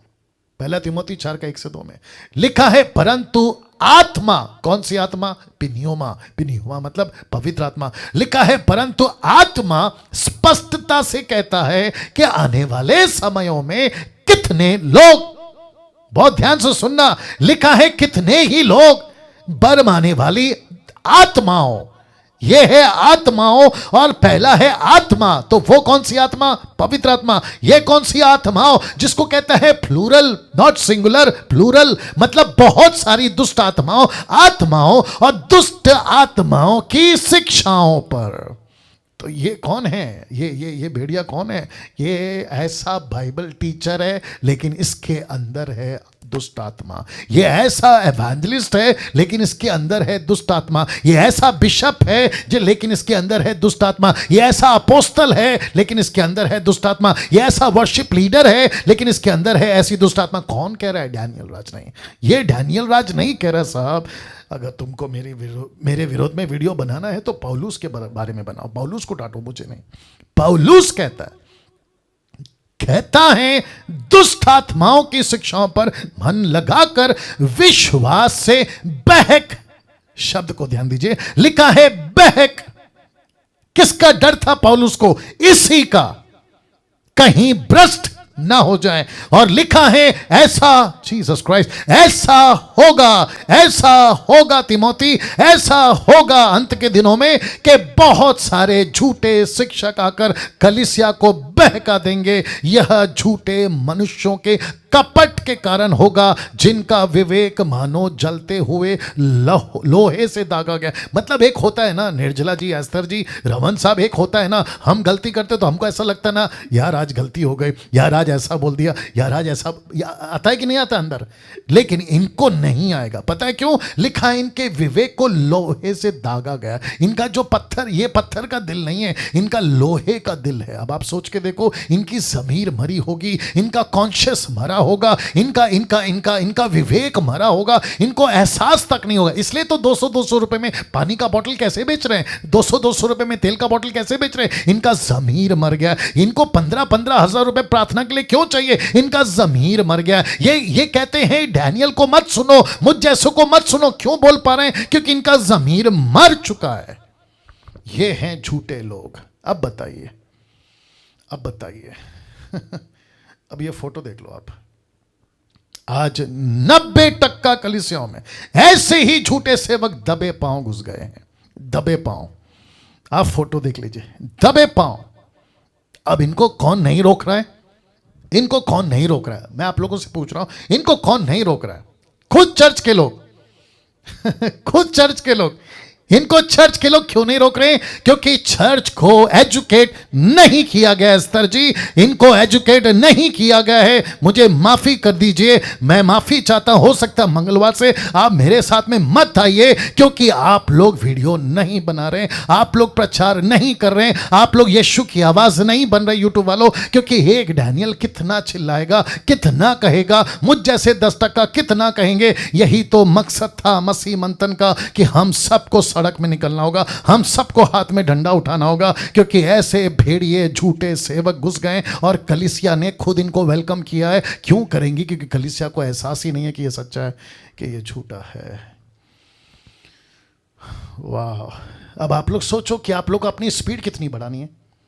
मैं बोल बोल के थक गया हूं, वीडियो बनाओ, प्रचार करो। कुछ लोग कहते हैं मेरे से होता नहीं है, कुछ लोग कहते हैं मुझे शर्म आती है, कुछ लोग कहते हैं मेरी ताकत नहीं है, कुछ लोग कहते हैं मेरे पास पैसा नहीं है, कुछ लोग कहते हैं मेरी पर्सनैलिटी नहीं। अरे किसको चाहिए तुम्हारी पैसा, पर्सनैलिटी और तुम्हारा ये वो? सिर्फ प्रचार करो, दैट्स इट। खरी शिक्षाओं का प्रचार करो, दैट्स इट। यीशु का प्रचार करो। मैं जितने लीडर्स हैं, मैं सबको रिक्वेस्ट करता हूं, अपनी टीम को तैयार करो, अपने लीडर्स को तैयार करो। लड़का हो, लड़की हो, पुरुष हो, स्त्री हो, सबको तैयार करो। बुढ़ा हो, बुढ़ी हो, छोटा बच्चा, सबको तैयार करो और प्रभु के वचन के लिए। क्योंकि दबे पांव ये भेड़िए घुस चुके हैं, दबे पांव ये भेड़िए घुस चुके हैं। My goodness.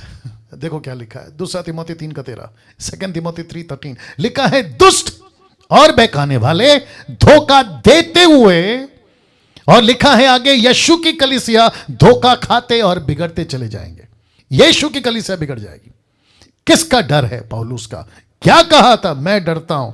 यह कलीसिया किसकी दुल्हन बनी थी? यीशु की। लेकिन किसकी बननी है? दुष्ट आत्मा की, शैतान की। किसका शिकार हो रही है? और इसको कहते हैं डर।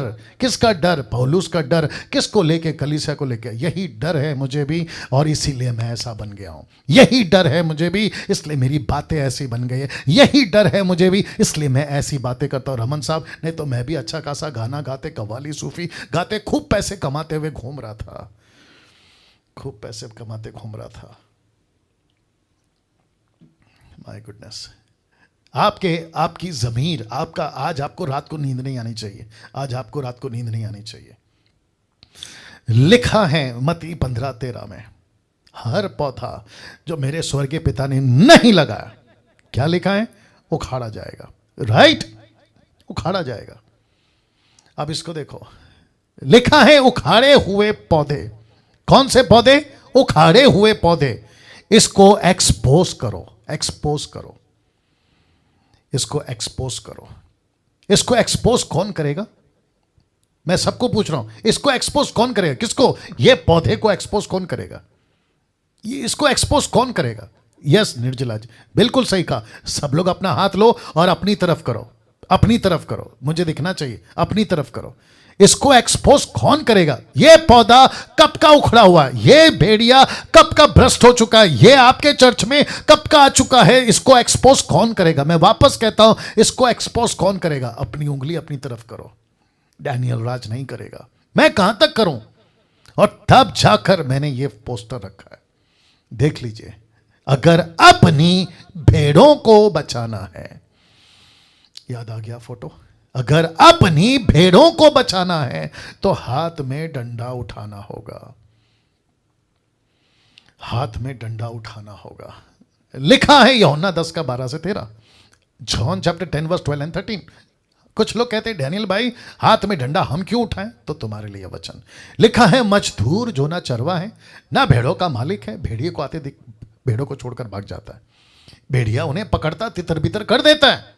अब इसको देखो, वह इसलिए भाग जाता है। कौन? चरवा।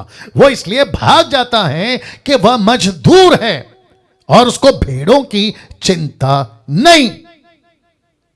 लेकिन यीशु कहता है 10:15 में, इसी में कहता है, मैं भेड़ों के लिए अपना प्राण दे देता हूं। I give my life for the sheeps. यीशु तो भेड़ों के लिए मर गया, तो क्या आप डंडा भी नहीं उठा सकते? यीशु जान दे गया, आप एक छोटा सा वीडियो नहीं बना सकते? यीशु क्रूस पे मर गया इस भेड़ियों को, शीप को, इस भेड़िए से बचाने के लिए, ताकि शीप सुरक्षित रहे। यीशु ने जान दे दी। आपको इतनी तकलीफ है कि यीशु के लिए खड़े हो जाएं कि खबरदार भेड़िया, अगर तू मेरे टेरिटरी में आया, खबरदार अगर तू मेरे चर्च में घुसा अपनी गलत शिक्षाओं को, ऐसे डंडा नहीं उठा सकते यूट्यूब वालों। वाह, सही। इसलिए लिखा है कि उसको चिंता नहीं है, इसलिए वो भाग गया। मजदूर है ना, भेड़ों का मालिक थोड़ी है, भेड़ों का लिए जान थोड़ी दे सकता है। लेकिन एक था साहब जिसने अपने भेड़ों के लिए अपनी प्राण दे दी। अब इसको देखिए 20:28, इसलिए अपनी और अपने झुंड की चौकसी करो। इसलिए डंडा रखा हूं। लिखा है इसलिए अपनी और अपने पूरे झुंड की। कौन सी झुंड? आपकी झुंड। आपका घर आपका झुंड है, आपके डिसाइपल्स आपके झुंड है, आपका चर्च आपका झुंड है, जिसको आप लीड कर रहे हैं वो आपका झुंड है। और इसलिए जिसके हाथ में डंडा होता है ना, उसके दूसरे हाथ में चॉकलेट नहीं होता साहब। जिसके हाथ में डंडा होता है ना, उसका मुंह, उसका चेहरा, उसकी पर्सनालिटी सेंटा क्लॉज के बाबा की तरह नहीं होती। वो सख्त होता है, उसके चेहरे पे एक शितक होती है, उसके चेहरे पे गुस्सा होता है, और वो खबरदार करते रहता है कि अगर मेरे टेरिटरी में घुसे। इसलिए लिखा है झुंड की चौकसी करो जिसमें पवित्र आत्मा ने, किसने? पवित्र आत्मा ने। याद आ गया? पवित्र आत्मा कैसे प्रीचर चाहता है? ऐसे प्रीचर। पवित्र आत्मा क्या कहता है? निरुत्तर करो, कन्विक्ट करो। ऐसा लिखा है कि पवित्र आत्मा ने तुम्हें अध्यक्ष ठहराया। अध्यक्ष का मतलब बिशप नहीं, रेवरेंड नहीं, सोफा पे बैठना, पानी का ग्लास मंगाना और जेलों से अपने पैर दबवाना और खूब पैसे कमाना, नहीं नहीं नहीं नहीं, ये नहीं है वो अध्यक्ष। लिखा है पवित्र आत्मा ने तुम्हें अध्यक्ष ठहराया है। लिखा है कि तुम परमेश्वर की कलीसिया की रखवाली करो। बाप रे बाप रे बाप रे बाप रे बाप रे। लिखा है तुम कलीसिया की रखवाली करो जिसे उसने अपने लहू से मोल लिया है। लहू से मोल लिया है। मैं कुछ सेकंड रुक रहा हूं और मैं चाहता हूं कि आपके दिमाग में यह वचन लिखा है। पवित्र आत्मा चाहता है कि तुम डंडा उठाओ। पवित्र आत्मा चाहता है कि तुम अध्यक्ष बनो। पवित्र आत्मा चाहता है कि तुम्हारी बातें ऐसी हो कि भेड़िया भाग जाए। रमन साहब, आ रही है ना बात समझ में? ऐसा सुरेश साहब, सोलोमन साहब, आप लोग जितने भी देख रहे हैं, मैं सबको कहना चाहता हूं, पवित्र आत्मा ने कलीसिया में अध्यक्ष बनाकर आपको रखा ही इसलिए है कि तुम कलीसिया की रखवाली करो। पैसे कमाने के लिए नहीं रखा, आपको फेमस होने के लिए नहीं रखा, आपको अमेरिका घूमने के लिए नहीं रखा, आपको परमेश्वर के कलीसिया को नोच नोच के खाने के लिए नहीं रखा। यस और नो? लिखा है रखवाली करो। आपको डरना किसी के भी बाप से नहीं है। जब यीशु की डंडा, वचन का डंडा आपने उठा लिया, आपको डरना किसी के बाप से नहीं है। नहीं डरना। मैं सबसे बात कर रहा हूं, नहीं डरना, किसी से नहीं डरना। एक जीसस क्राइस्ट, एक छोटा सा एग्जांपल दे देता हूं, दुखद है, अच्छा नहीं है। अपने देश के सिपाही थे, कम से कम 22 लोग मर गए। आपको याद होगा, इसी भारत के छत्तीसगढ़ के नक्सलाइट एरिया में बीजापुर के पास कम से कम 22 शहीद हो गए, 22 जवान शहीद हो गए। दुख की बात है। लेकिन जब मैं उनका इंटरव्यू, मतलब टीवी पे उनकी फोटो, उनकी डेड बॉडी, उनकी पार्थिव शरीर को जब भारत में, माफ करें, उनके घरों पर उनको जो है विदाई देने के लिए लाया गया, तो फोटो जब देख रहा था एक एक की, कोई 20 साल का, कोई 22 साल का, कोई 30 साल का, कोई 40 साल का। कम ऑन, ऐसी छोटी छोटी उम्र में ये लोग मर गए। किसके लिए? देश के लिए। किसके लिए? सुरक्षा के नाम पे मर गए। तब मैं सोचा, क्या हासिल किया इन्होंने? क्या क्या कर रहे थे? सुरक्षा कर रहे थे, नक्सलाइट से बचा रहे थे देश को, और जिसके चलते जान दे दी। उनके घर के लोगों को पूछेंगे ना कि भाई आपका बेटा मर गया, भाई मर गया, आपका पति मर गया, दुख है। वो क्या कह रहे होंगे? वो यही कह रहे होंगे, देश के लिए मर गया। तब मेरी बत्ती जली। सोचिए, आप और मैं पृथ्वी पर जीते हैं, यीशु के सेवक बन गए, और ऊपर से कितनी शिकायत है। मेरा नौकरी नहीं है, मैं क्या करूं? मेरे पास पैसा नहीं है, मैं क्या करूं? मेरा हेल्थ का प्रॉब्लम है, मैं क्या करूं? अगर ऐसा उनकी उम्र में सोचा होता तो वो देश की रक्षा कहां से करते, बताइए? यहां पे हम लोग दुख उठाकर परमेश्वर के लिए सेवा करने के बजाय शिकायतें कर रहे हैं, शिकायतें। वाह। फिर कहते हैं कल को मर गए तो घर का क्या होगा, फैमिली का क्या होगा, इसका क्या होगा, उसका क्या होगा। जो मर गए 22 लोग, उन्होंने एक बार भी सोचा होगा? छोटे छोटे बच्चे हैं उनके, उन्होंने सोचा होगा मेरी लड़की का स्कूल का क्या होगा, फीस का क्या होगा, इसका क्या होगा, उसका क्या होगा। आपको पता है वो किसके सारे छोड़ के गए देश के? वो सारे लोग जो मर गए, यहाँ के देश के नागरिकों के हाथों, या फिर यहाँ की गवर्नमेंट के अथॉरिटी के हाथों। अब आप सोच के देखो, हम किसके लिए मर रहे हैं? ऊपर के गवर्नमेंट के कारण। हम किसके लिए मर रहे हैं? यीशु जो हमारा राष्ट्रपिता, पति, या किंग का किंग, राजाओं का राजा, उसके लिए मर रहे हैं। Come on. किसी के बाप से नहीं डरना, किसी के बाप से नहीं डरना। सेवा करना है, डंके की चोट पे करो। तभी लिखा प्रकाशित वाक्य 21:28 में, डरपोक या डरपोकों टोटल नहीं डाला हूं, सिर्फ इतना टुकड़ा डाला हूं। डरपोकों को उस झील में मिलेगा जो आग और गंधक से जलती रहेगी, ये दूसरी मृत्यु है। तो ये कौन से डरपोक हैं? ये वो नहीं है जिनको बाहर भूत बंगला या फिर छुड़ैल या दुष्टात्मा, ना ना ना, ये वो डरपोक है जो वचन से डरते हैं। यीशु ने क्या कहा? अगर मनुष्य के सामने मेरा इनकार करोगे तो मैं पिता के सामने तुम्हारा इनकार करूंगा। याद आ गया कि नहीं आ गया? यीशु के गवर्नमेंट में, मेरे को आज थोड़ा सा वक्त दे दीजिए। यीशु के गवर्नमेंट में कलीसिया कैसी होनी चाहिए? यह आखिरी डेप्थ है, उसके बाद फिनिश। यीशु के गवर्नमेंट में कलीसिया कैसी होनी चाहिए? तो दो शब्द हैं, एक है प्राइमरी और दूसरा है सेकेंडरी। मैं रिपीट कर देता हूं, एक है प्राइमरी और दूसरा है सेकेंडरी। आप सभी जानते हैं प्राइमरी का मतलब क्या है और सेकेंडरी का मतलब क्या है। प्राइमरी का मतलब है जो सबसे पहला, सबसे ज्यादा जरूरी, सबसे इंपॉर्टेंट, और सेकेंडरी का मतलब क्या है? जो प्राइमरी के बाद आता है, जिसको कहते हैं इसकी इंपॉर्टेंस इतनी नहीं है, ये बाद में भी करेगा तो चलेगा, ये बाद में भी होएगा तो चलेगा, लेकिन प्राइमरी और सेकेंडरी का कॉन्सेप्ट आपके बीच में रख रहा हूं। क्या है जरूरी, क्या है जरूरी और क्या नहीं है जरूरी, ये दो बातें आपके बीच में रख रहा हूं। आप लोग जल्दी से सेटल हो जाएं जी। वाह, क्या बात है। लिखा है प्राइमरी, सेकेंडरी कॉन्सेप्ट, क्या है जरूरी और क्या नहीं है जरूरी। सबसे पहला बात करते हैं प्राइमरी की, तब आपको सेकेंडरी समझ आ जाएगा। तो चर्च में प्राइमरी का मतलब जो सबसे इंपॉर्टेंट देती है चर्च, सबसे ज्यादा इंपॉर्टेंट देता है चर्च का पास्टर, जो ऐसी चीजें जिसको कहते हैं प्राइमरी, ऐसी कलीसिया कैसी होनी चाहिए? कलीसिया जो इन बातों को लेकर चलती है। कलीसिया में ये सब बातें होनी चाहिए जिसको कहते हैं प्राइमरी, फर्स्ट आना चाहिए। एरो देख लो, एरो देख लो। तो सबसे पहला है खरी शिक्षाओं का प्रचार। ऐसी कलीसिया जो प्राथमिकता या इंपॉर्टेंस देती है, जिसको कलीसिया ने, जिसको कहते हैं प्राइमरी पे रखा है, मुख्यता पे रखा है, वहां है खरी शिक्षाओं का प्रचार, जिसमें आता है Trinity, baptism, salvation, rapture, tithe and offering, और फिर praise and worship, Holi spirit and his gift. तो जिसका मतलब है कि ऐसी कलीसिया जो ट्रिनिटी, त्रिएक परमेश्वर को ठीक से सिखाए, जिसको कहते हैं सही शिक्षा। दूसरा, बैप्टिज्म को ठीक से सिखाए। 3 नाम एक बार, 3 नाम एक बार, एक नाम 3 बार नहीं। वाह, वापस आना पड़ेगा। वापस कहता हूं, 3 नाम एक बार डुबाना, ना कि एक नाम 3 बार डुबाना।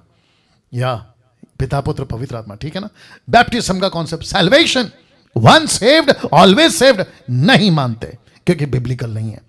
आपको उद्धार पाना है और आपके उद्धार को संभाल के रखना है, ये आपका काम है। रैप्चर, जो कि 3 कॉन्सेप्ट हैं, pre rapture, mid rapture, post rapture. हम कौन से वाले? हम प्री रैप्चर वाले। यीशु के पहले जो क्लेश है एंटी क्राइस्ट का, उसको हम नहीं देंगे। मैं उसको रखूंगा संडे को, हम उसको नहीं देखेंगे, कलीसिया उसको नहीं देखेगी। क्यों? यीशु की दुल्हन है, क्यों यीशु का राज्य है, क्यों उसकी कैबिनेट है, क्यों उसके लीडर्स हैं, वो क्यों जाएंगे एंटी क्राइस्ट के अंदर? क्या बात है। जिसको कहते हैं pre rapture, pre rapture, pre rapture, Trinity, baptism, salvation, pre rapture और टाइथ एंड ऑफरिंग। आपको सबको पता है कि पैसा जबरदस्ती नहीं लेते। ऐसी कलीसिया जो पैसे को जबरदस्ती, टाइथ को देने के ऊपर ही इनका फोकस है, ऐसी बातों से जो सिखाती है, जिसको कहते हैं प्राइमरी, जिसको कहते हैं खरी शिक्षा। फिर कहते हैं प्रेज एंड वर्शिप, घंटों नाचते रहना, घंटों गाते रहना, इसको लेकर कॉन्सेप्ट क्लियर कर लेगी। होली स्पिरिट का गिफ्ट, जिसमें बहुत कुछ आ गया, और खास करके अन्य भाषा, जिनका ये कॉन्सेप्ट क्लियर है। और ऐसी कलीसिया जहां सेवक का चरित्र सही हो, ऐसी कलीसिया जहां सेवक का चरित्र सही हो। चरित्र का मतलब आप समझ गए? कैरेक्टर, याद होगा आपको, कैरेक्टर या वचन। लिखा है इब्रानियों 13 का 17, किसकी बात हो रही है? सेवक की बात हो रही है। लिखा है अपने अगुवों की मानो, उनके अधीन रहो, क्योंकि वे उनकी नाई तुम्हारे प्राणों के लिए जागते रहते हैं। यह अच्छा लीडर है, यह अच्छा लीडर है, यह अच्छा लीडर है। लिखा है ध्यान देना, लिखा है जिन्हें लेखा देना पड़ेगा। किसको लेखा देना पड़ेगा? लीडर को या चर्च को? लीडर को। ऐसा लिखा है सेवक को अपने जीवन का लेखा देना पड़ेगा। कि वह या ये काम आनंद से करे, ना कि ठंडी सांस लेकर। फिर लिखा है क्योंकि इस दशा में तुम्हें, किसको? कलीसिया को कोई लाभ नहीं है। ऐसे पास्टर से तुम्हें कोई लाभ, मतलब ऐसे पास्टर से चर्च को कोई लाभ नहीं है, क्योंकि वो ठंडी सांस लेकर, ठंडी सांस समझ गए, चर्च का पैसा लेता है, खूब इंजॉय कर रहा है, टाइथ एंड ऑफरिंग खूब इंजॉय कर रहा है, बोला पैसे दो पैसे दो पैसे दो पैसे दो। जैसे कल के दिन से सर आशा ने प्रार्थना किया, पैसे पैसे को लेकर क्या क्या गड़बड़े हैं। ऐसी कलीसिया जहां मिशन की बातें होती है, प्राइमरी, जहां सोल विनिंग होता है, जहां मेकिंग डिसाइपल होता है, जहां प्लांटिंग चर्चेस होती है, जहां सेंडिंग मिशनरीज होते हैं, ऐसी कलीसिया जिसको कहते हैं प्राइमरी। अब बात करते हैं, सेकेंडरी आना चाहिए था ना यहां पे प्राइमरी कैसे आ गया? ओके, इसको ठीक करेंगे स्लाइड पे, लेकिन आप लोग इसको सेकेंडरी समझिए। अभी पूरा हट जाएगा, मेरे को पूरा बैक जाना पड़ेगा, तो मैं वापस कहता हूं ये सेकेंडरी है, नॉट प्राइमरी। ये हमारा मिस्टेक है। ओके, ऐसी कलीसिया जिसको कहते हैं secondary, not this one, secondary कलीसिया की जहां मिल्क ड्रिंकिंग क्रिश्चियंस पाए जाते हैं। मिल्क ड्रिंकिंग क्रिश्चियंस, एरो देख लो। पहला कुरिन्थियों 13:11 लिखा है, जब मैं बालक था तो मैं बालकों की नहीं बोलता था, बालकों का सा मन था, बालकों की समझ थी, परंतु जब सियाना हो गया तो बालकों की बातें छोड़ दी। कौन सा चर्च? सेकेंडरी। कैसी बातें? बालकों की। कैसी सोच? बच्चों की। कैसे लोग हैं? बच्चे टाइप के। इनको मुझ जैसे प्रचारक की बातें समझ में नहीं आएंगी, इसलिए तो उल्टी सीधी हरकतें करते। कैसी होती हैं ये कलीसिया? दे रहा हूं। कैसी होती है ये कलीसिया? आशीष के लिए चर्च जाती है, चमत्कार के लिए चर्च जाती है, परमेश्वर के लिए चर्च जाती है। ओ ओ ओ ओ ओ ओ आशीष का ठीक है पास्टर डैनियल, चमत्कार का ठीक है पास्टर डैनियल, परमेश्वर के लिए तो जाना ही पड़ेगा ना। तो सुनो, मैं रखूंगा, अभी बता देता हूं, पहला फोटो देख लो। आप लोग हंसते होंगे कि पेट्रोल पंप यहां पे क्या कर रहा है, मैं आपको बताता हूं। ऐसा चर्च जो है वो एक पेट्रोल पंप की तरह है, जहां हम खुद को भरते हैं। कहते हैं कि आप संडे संडे आते हो, आप खुद को भरते हो, जैसे गाड़ी आती है ना पेट्रोल पंप पे, तो आप खुद को भरते हो, इसलिए संडे संडे चर्च जाना जरूरी है। अगर ऐसा सच है तो फिर इसका क्या? ये ऐसी गाड़ी है जो पेट्रोल पंप को भरती है। वापस आना पड़ेगा। ये ऐसा पेट्रोल पंप है जो गाड़ियों को पेट्रोल देता है। ये ऐसी गाड़ी है जो पेट्रोल पंप को पेट्रोल देती है। आप पूरी जिंदगी क्या बनना चाहते हो? आप पूरी जिंदगी क्या बनना चाहते हो? इसलिए लिखा है, देखो, एक जाता है परमेश्वर के लिए, एक जाता है परमेश्वर को लेके। मैं रिपीट करता हूं, एक जाता है परमेश्वर के लिए, एक जाता है परमेश्वर को लेके, एक जाता है आशीष, चमत्कार, नौकरी, कारोबार, शादी, परिवार, बीमार। एक जाता है कि प्रभु मैं इसलिए जा रहा हूं ताकि वहां कोई बीमार, वहां कोई दुख, वहां कोई परेशान, वहां कोई ऐसा होगा ताकि मैं उसको ठीक करूं। एक होता है जो अपनी गाड़ी में पेट्रोल भराने जाता है, एक गाड़ी ऐसा है जो खुद पेट्रोल पंप को गाड़ी पेट्रोल देती है। वाह! आप कौन से क्रिश्चियन हैं, कौन से चर्च हैं? और तब जाकर लिखा है प्राइमरी या सेकेंडरी। आपका चुनाव, प्राइमरी या सेकेंडरी, आपका चुनाव। आपको चुनाव करना है। यीशु कौन सी कलीसिया का बॉस है? प्राइमरी। यीशु कौन सी कलीसिया चाहता है? प्राइमरी। यीशु किस तरीके के सेवकों को चाहता है? प्राइमरी। अब अगले हफ्ते, यहां से अगले हफ्ते, बट मैं चाहता हूं कि आपको यह बताऊं जो कि मैं कुछ दिनों से बता रहा हूं कि एमएमबी मिशन और एमएमबी मिशनरी के लिए अगर आप कुछ देना चाहते हैं तो सुमन वैद को संपर्क करें, ये उनका नंबर है। और मैं चाहता हूं कि बहुत सारे मिशनरीज को, बहुत सारा काम बाकी है जो हमें करना है, आप में से बहुत सारे ऐसे लोग हैं जिनके पास पैसा है लेकिन नहीं पता कहाँ देना है। यूट्यूब वालों, आपके पास बहुत पैसा है लेकिन आपको नहीं पता कहाँ देना है। ऐसा मिशन और ऐसे मिशनरी के लिए जिसको हम पूरे भारत में मसीह मंथन की तरफ से उनको भेजेंगे ताकि काम प्रभु का हो सके। तो रिक्वेस्ट करता हूं कि इस नंबर पे आप लोग कॉल कर सकते हैं। ये नंबर गूगल पे भी है, आप गूगल पे भी कर सकते हैं इनसे बात करने के बाद, आपको जैसा ठीक लगे। आइए एक प्रार्थना करते हैं। सृष्टिकर्ता पिता, यीशु के नाम से महान महान बातों के लिए जो आपने अभी सिखाया, आपको कोटि कोटि धन्यवाद। प्रभु जी, जितने लोग इसको सुनेंगे और सुन रहे हैं और सुनेंगे, एक एक व्यक्ति को उसकी स्पिरिट, उसकी आत्मा को झंझोड़ दीजिए प्रभु, ताकि परमेश्वर सारे के सारे तेरे मिशन के लिए, कार्य के लिए आगे बढ़ सके प्रभु, तेरे लिए जी सके। ऐसी बातों के लिए आपको मैं धन्यवाद देता हूँ। यीशु के नाम से मांगते हैं, सुने और कबूल करें। आमीन।